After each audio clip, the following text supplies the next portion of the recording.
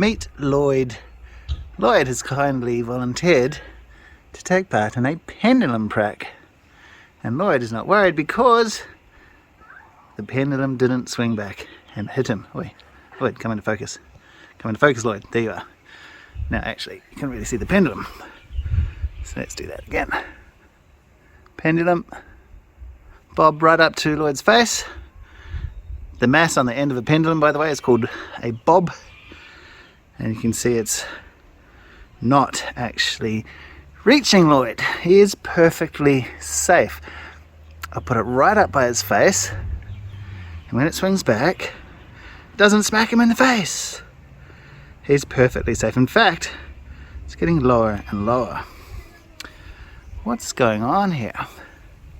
Well, by lifting the pendulum bob, remember the mass is called a bob, by lifting it up, up, up, up, up, I'm giving the bob gravitational potential energy. When I let it go, that's converted into kinetic energy. But it doesn't get back as high each time. If I'm converting this much gravitational potential energy, it's being converted into kinetic energy. At the bottom of the swing, it now has the most kinetic energy. On the upswing on the other side, has less and less and less and less.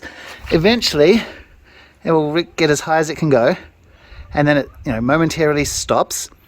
The kinetic energy is being converted back to gravitational potential energy, and then it's being converted back to kinetic energy, and now on the upswing it's being converted back to gravitational potential energy.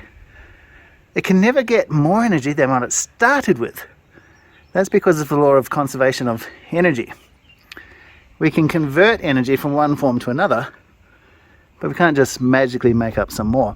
Now, each swing, remember, it doesn't actually go right by his face. It's further back and further back and further back. What's going on? Conservation of energy. We can't magic some up, but we can't just delete some either. Well, what's going on is occurring up here, where the pendulum cord, the string here, is actually attached. We have friction. We always have friction.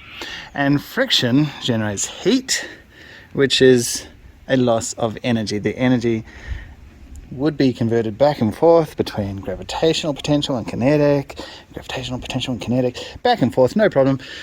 But energy is always lost from a system because of friction, which generates heat, and heat is energy. Heat is one of the 9 forms of energy, so that's where we lost energy from the system. So the bob didn't go quite back all the way to Lloyd's face and smack him, which he's quite happy about, but he was perfectly safe anyway. It should have just gone, like if we didn't have friction, the bob would have swung right back in front of his face, but couldn't have gone higher than where it was released from, so wouldn't smack him in the face.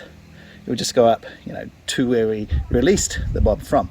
But because we're actually losing energy because of friction, heat is lost, energy is lost from the system, I should say, as heat, then the bob can't swing as high each time.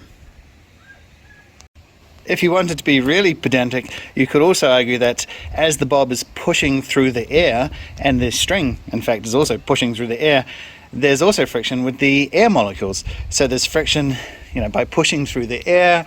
There's friction where we attach the pendulum. If you wanted to, make the pendulum swing for as long as possible, you would want to decrease the friction as much as possible. So you would do it in a chamber where you could evacuate the air, so there'd be no air resistance. You would use things like ball bearings or oil or some other lubricant to try and reduce the friction where the pendulum is attached as well. So reduce friction, reduce energy loss as heat, and then the pendulum will last for longer. It will keep swinging for longer, and it will swing higher each time. Not higher than it was started, but when it swings back towards where it started, it will go closer to that point. Like the video, punch that like button.